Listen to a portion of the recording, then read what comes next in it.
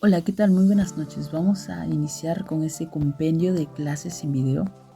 Esta primera clase se llama El poder fortalecedor de Jesucristo.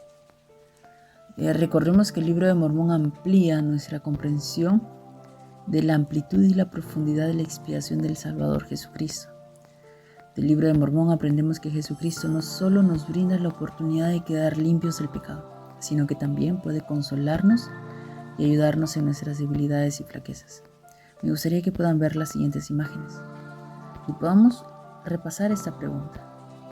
¿Qué dificultades, dolores o aflicciones podríamos experimentar que no sean resultado de decisiones pecaminosas?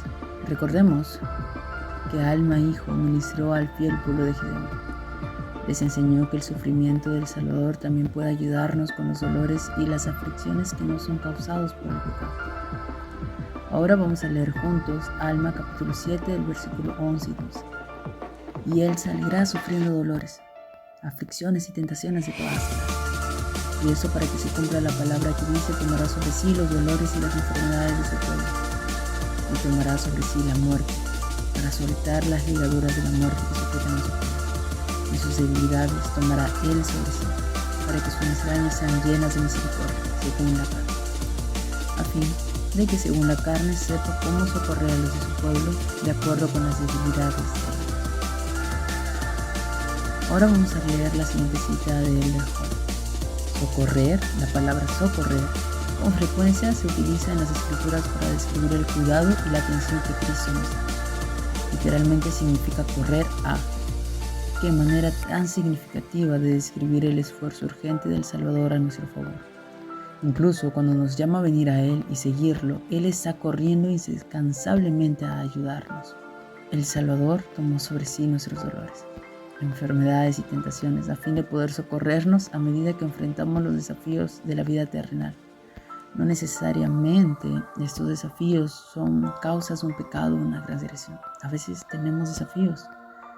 A veces pasamos problemas en la universidad, en el colegio, o problemas en el trabajo, o problemas familiares.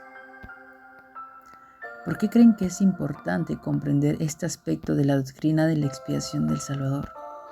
¿Qué les enseña esta verdad sobre la naturaleza y el carácter de Jesucristo? Espero que puedan responder estas preguntas, tomarse unos minutos para poder pensar estas preguntas que están en pantalla. ¿En qué momentos han sentido que el Salvador los consuela o fortalece cuando han experimentado dificultades en la vida? Perfecto. Ahora vamos a leer y tomarnos un tiempo para leer Éter capítulo 12, el versículo del 23 al 25. Vamos a mirar la siguiente imagen. Y imaginen, intenten explicar con sus propias palabras cómo se sintió Moroni en cuanto a su habilidad para escribir escrituras sagradas. ¿Cómo él se sentía?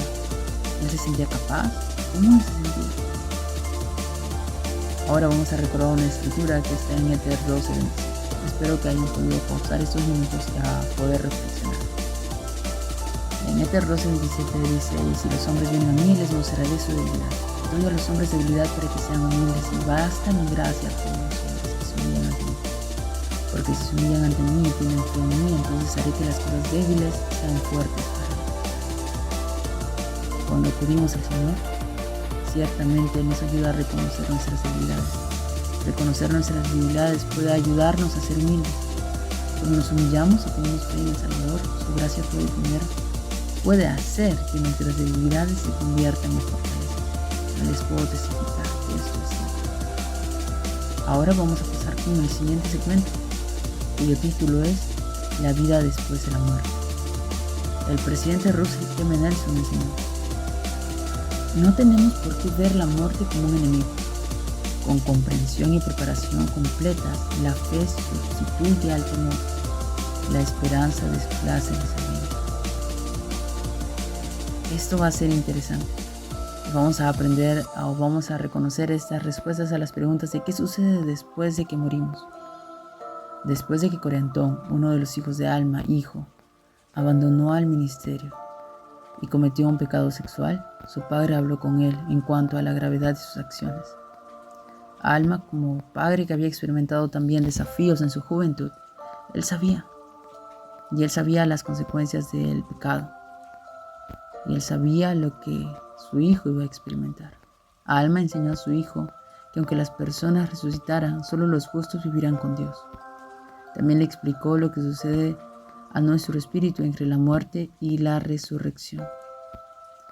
El profeta Joseph Fielding Smith dijo: esta frase sencillamente quiere decir que su existencia terrenal ha llegado a su fin, refiriéndose a la muerte, y que han regresado al mundo de los espíritus, donde se les asigna un lugar según sus obras, con los justos o los injustos, para allí esperar a que llegue la resurrección. El presidente Dallin H. Oaks enseñó: sabemos que por las escrituras, que después de que nuestro cuerpo muere, continuamos viviendo como espíritus en el mundo de los espíritus. Las escrituras también enseñan que ese mundo de los espíritus está dividido entre quienes han sido rectos o justos durante la vida y quienes han sido inicuos.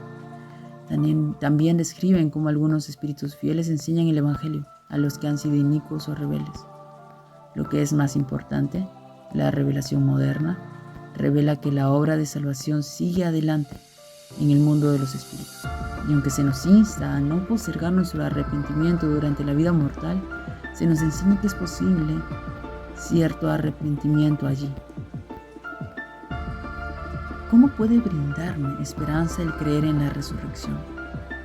Cuando Alma y Amulek enseñaron al pueblo de Amonía, un abogado llamado Serrón intentó tergiversar las palabras de Amulek y tergiversar también las enseñanzas de Jesucristo en cuanto al Cristo.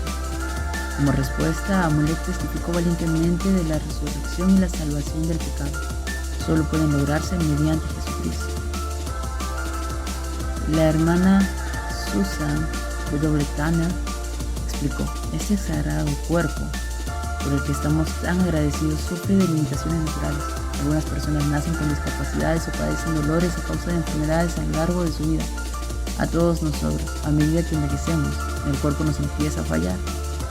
Y cuando eso sucede, anhelamos el día en que nuestro cuerpo se cure y sane. Anhelamos la resurrección que Jesucristo hizo posible.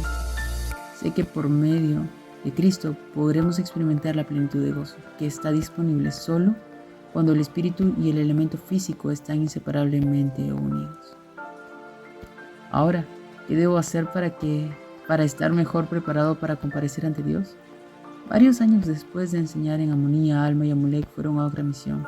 En esta ocasión entre los oramitas apóstatas. Alma y Amulek empezaron a tener éxito entre la parte más humilde del pueblo. Luego de enseñar al pueblo a mirar a Jesucristo y creer en el poder de su expiación, Amulek los invitó a prepararse para comparecer ante Dios. El presidente Henry B. Eyring enseñó: hay peligro en la frase algún día, cuando en realidad significa hoy no. Algún día me arrepentiré, algún día lo perdonaré. En las escrituras está claro el peligro de postergar. El hoy es un don preciado de Dios. El pensamiento algún día lo haré puede robarnos las oportunidades de esta vida y las bendiciones de la eternidad. Cuando Alma Hijo ministró a las personas de la tierra de Saraén, la hizo muchas preguntas que invitaban a la reflexión a fin de ayudarlas a pensar. Me encantaría que puedan leer Alma capítulo 5 y puedan pensar en estas preguntas que Alma nos dio. Espero que estén leyendo la actividad o las partes que podamos leer de estos capítulos. En el capítulo anterior hemos tenido muchas enseñanzas en cuanto al libro de Mormón. Y ahora vamos a hablar acerca de uno de los grandes propósitos de este maravilloso libro, que se trata de acercarnos a Jesucristo. ¿Alguna vez han sentido un fuerte deseo de mejorar y cambiar a fin de que puedan llegar a ser más semejantes al Salvador? Me gustaría que puedan meditar en estas preguntas. ¿Qué puedo hacer para fortalecer mi fe en Jesucristo? Y puedan meditar en la siguiente experiencia o en la siguiente cita. Con demasiada frecuencia tomamos el evangelio como lo haría un agricultor, que pone una semilla en el suelo por la mañana y espera tener una mazorca de maíz lista para comer por la tarde. El saber que la semilla es buena no basta, debemos nutrirla con gran cuidado para que eche raíz. El discipulado no significa ser espectadores. Del mismo modo que no podemos experimentar los beneficios de la salud al quedarnos sentados en un sillón mirando deportes en la televisión y dándoles consejos a los atletas. No podemos esperar recibir las bendiciones de la fe si nos quedamos inmóviles fuera del área del juego. ¿De qué manera el nutrir la palabra de Dios por medio de la fe me acerca más a Jesucristo? Continuando con las palabras de Alma enseñó que cuando la semilla brote, empieza a crecer y sabremos que la semilla es buena y que nuestra fe será fortalecida. Después de ese crecimiento inicial, Alma nos advirtió que no debemos dejar a un lado nuestra fe, ni desatender el alma. Como lo podemos ver en Alma capítulo 32, del versículo de 30 al 38. Cuando Alma terminó de enseñar a los soramitas en cuanto a la fe, señaló que la semilla que deseaba que ellos plantaran en sus corazones era el mensaje de Jesucristo. Es el Hijo de Dios, y que iban a expiar los pecados de ellos. El presidente Holland enseñó en ese brillante discurso: Alma lleva al lector de un comentario general sobre la fe en la palabra de Dios, que es como una semilla, a un discurso centrado en la fe en Cristo, como en la palabra de Dios, que crece hasta convertirse en un árbol que da fruto, un árbol cuyo fruto se asemeja exactamente a la percepción de Leí sobre el amor de Cristo. Cristo es la semilla, el árbol y el fruto de la vida eterna. ¿De qué manera puedo ser bendecido al ejercer fe en Jesucristo? El elder Richard G. Scott, del Coro de los 12 Apóstoles, enseñó: obtener una fe inalterable en Jesucristo es inundar tu vida de una luz resplandeciente. Ya no estás solo para enfrentar retos que sabes que no puedes resolver ni controlar, porque Él ha dicho: si tenéis fe en mí, tendréis poder para hacer cualquier cosa que me sea conveniente. Hermanos y hermanas, les puedo testificar que esto es cierto. Dios desea sinceramente que podamos creer en Él y que podamos confiar en Él. La fe conduce a la acción, que nos muestra también el arrepentimiento. Hablamos del arrepentimiento y de las maneras en las cuales podemos arrepentirnos. Elder Holland también enseñó: Cristo es el poder que hay detrás de todo arrepentimiento. Alma había quedado impresionado por las enseñanzas de su padre, pero es muy importante, en particular, que la profecía que recordaba era concerniente a la venida de un Jesucristo, un Hijo de Dios para expiar los pecados del mundo. Ese es el nombre y ese es el mensaje que toda persona debe escuchar. No importa qué otras oraciones ofrezcamos, no importa qué otras necesidades tengamos, todo depende en cierto modo de esas plegarias. Oh Jesús, Hijo de Dios, ten misericordia de mí. Él está dispuesto a conceder esa misericordia. Él pagó con su propia vida para poder dar. Cuando pecamos y necesitamos el perdón, tener un corazón quebrantado y un espíritu contrito significa experimentar la tristeza que es según Dios, que produce arrepentimiento. Dicha tristeza sobreviene cuando nuestro deseo de ser limpios del pecado es tan intenso que sentimos dolor en el corazón por el pesar y ansiamos sentirnos en paz con nuestro Padre Celestial. Los que tienen un corazón quebrantado y un espíritu contrito están dispuestos a hacer todo lo que Dios les pida, sin oposición ni resentimiento. Dejamos de hacer las cosas de nuestra manera y aprendemos a hacerlas según la manera de Dios. Al llegar a ese punto de sumisión, la expiación surte su efecto y tiene un lugar en el arrepentimiento verdadero. Meditemos unos minutos en esta pregunta: ¿por qué el Salvador está tan dispuesto a perdonarme los pecados? En verdad, ¿por qué? Nuestro Redentor elige perdonar debido a su compasión, misericordia y amor incomparables.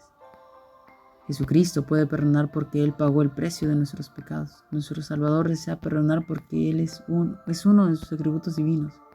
Además, como el buen pastor que Él es, está gozoso cuando elegimos arrepentirnos. Él es nuestro Padre. Esto es lo que podemos aprender de las palabras de Randall, del Coro de los 12 Apóstoles. Tenemos que seguir adelante. Luego del arrepentimiento sigue seguir adelante en la senda de los convenios. Dios desea de que nosotros podamos seguir adelante, que podamos tener fe en Él, que podamos confiar en Él. El plan de acción del Señor para nosotros, la doctrina de Cristo, se enseña con la mayor claridad en el libro de Mormón. Ese plan incluye hacer y guardar convenios con Dios a través de las ordenanzas como el bautismo. Esto nos mantendrá en la senda de los convenios que conduce a Él. Tenemos un soporte fuerte, tenemos un cimiento fuerte cuando tenemos conexión. No es simplemente tener una casa encima de una roca sólida. Significa que la casa está conectada a esa roca sólida. Conexión. Esto es lo que nos da los convenios. Los convenios es un renacer espiritual. El elder Bednar enseñó acerca de justamente la expectativa y las ganas de Dios que tiene de volver a vernos. Al igual como el Random dijo, todos conocemos a personas que tuvieron ese gran cambio en el corazón, pero luego se dejaron vencer por el hombre natural. Comenzaron a ser menos dedicados en su adoración, devoción a Dios, su corazón se endureció y así pusieron en peligro su salvación eterna. Tenemos que tener cuidado.